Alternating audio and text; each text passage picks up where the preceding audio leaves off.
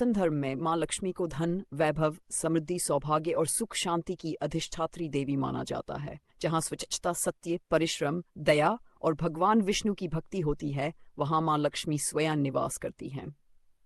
लेकिन जहाँ अहंकार, आलस्य, छल कपट और अधर्म होता है, वहाँ वे अधिक समय तक नहीं ठहरती। आज की ये कथा हमें बताएगी कि सच्ची समृद्धि केवल धन से नहीं, बल्कि अच्छे कर्म, विनम्रता और भक्ति से प्राप्त होती है। एक समय की बात है। बहुत समय पहले एक सुंदर गांव था। उस गांव में एक गरीब लेकिन ईमानदार किसान रहता था, जिसका नाम गोपाल था। उसकी पत्नी गौरी बहुत धर्मपरायण और भगवान विष्णु तथा मां लक्ष्मी की परम भक्त थी।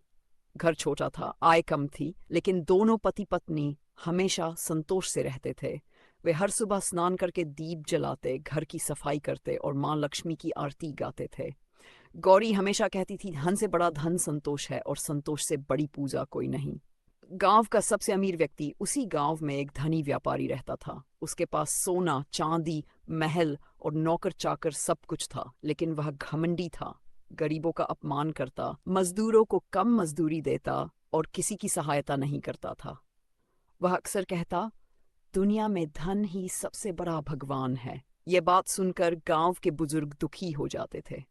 माँ लक्ष्मी की परीक्षा। एक दिन माँ लक्ष्मी ने सोचा, देखूं इस गांव में कौन वास्तव में मेरे योग्य है।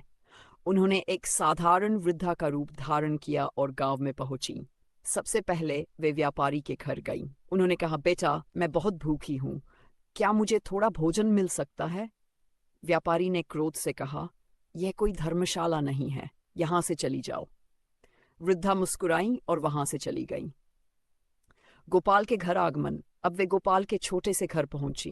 गौरी ने जैसे ही वृद्धा को देखा, तुरंत उनके पैर धोए, आसन दिया और अपने घर बचा हुआ सादा भोजन प्रेम से परोस दिया।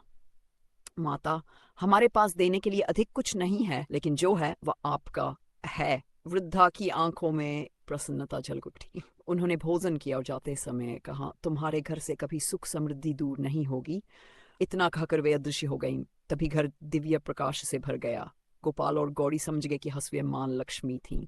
दोनों ने हाथ जोड़कर प्रणाम किया। धीरे धीरे बदलने लगी किस्मत। अगले ही दिन गोपाल के खेत में से ही अच्छी फसल हुई। उसकी गाय ने स्वस्थ बछड़े को जन्म दिया। व्यापार में भी लाभ मिलने लगा।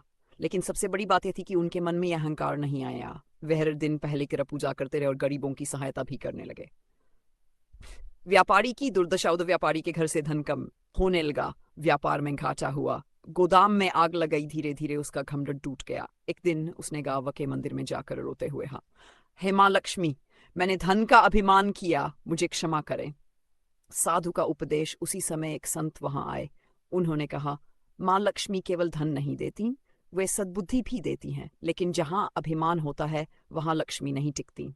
संत ने व्यापारी को सलाह दी, गरीबों की सेवा करो, ईमानदारी से व्यापार करो, प्रतिदिन भगवान विष्णु और मां लक्ष्मी की पूजा करो, घर को स्वच्छ रखो, कभी किसी का अपमान मत करो।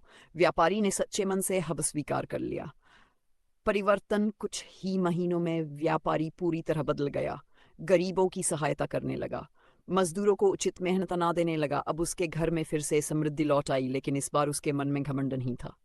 मां लक्ष्मी का पुनः प्रकट होना। एक शुभ शुक्रवार की रात मां लक्ष्मी दिव्य रूप में कहा, मैं उस घर में रहती हूँ जहाँ सत्य, स्वच्छता, परिश्रम, दया और भगवान विष्णु की भक्ति होती है।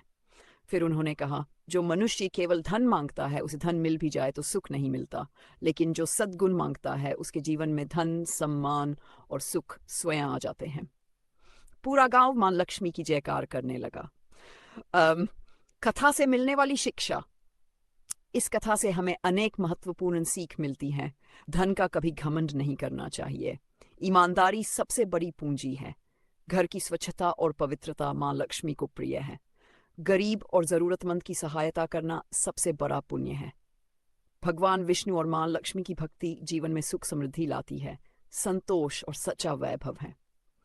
समापन आए हम सब मां लक्ष्मी से यही प्रार्थना करें, हे मां महालक्ष्मी, हमारे जीवन में केवल धन ही नहीं, बल्कि सद्बुद्धि, विनम्रता, सेवा भाव, संतोष और धर्म का प्रकाश भी बनाए रखें।